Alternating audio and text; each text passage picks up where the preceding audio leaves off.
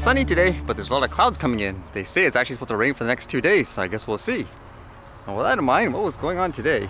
Seems like there was a lot of war-related news still, although this one was kind of, I guess, interesting. Where in the US, they conducted a drone strike, and this was a target they've been after for a long time, apparently. It says here, Ayman al-Zawahiri, al-Qaeda leader, killed in US drone strike.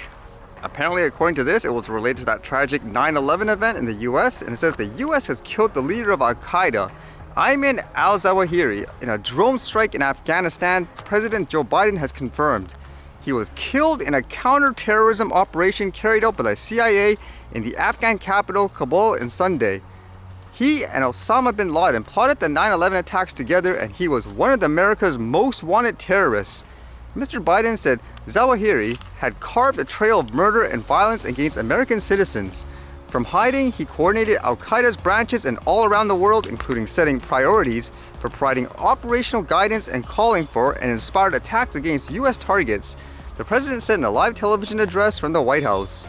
So according to what I read, essentially they kept track of his whereabouts and lifestyles, and then on that moment, I guess, just like that, they took him out, and they claimed there were family members there too, but they were not harmed.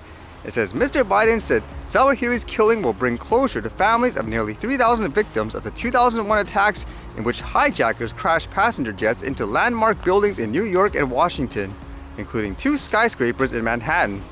Was anyone here actually in New York during that time? I can only imagine it'd be a traumatic experience. And I guess in general it makes me wonder too, because it says here in killing him it should provide closure for families and all that who were affected by the events. And it makes me wonder, is that true during all these times? Did killing him actually change anything? Or I guess will that side get even more mad now and try to plot even more stuff? And since they did use a drone strike per se, and again, it just seems kind of weird where it's all okay, I guess, when they use like a drone, for example, for stuff like this, but people flying it for fun, for some reason, they're treated like the terrorists per se, even if it's a kid just flying for fun and all that. And I guess with the topic of war, that China and Taiwan thing is actually getting out of hand, it seems like. I guess with all the videos that I've seen anyways, you can see what it seems like they're mobilizing and all that. It's kind of crazy. And apparently, I guess that person from the US actually did go to Taiwan, even though at first they were saying there was no plans.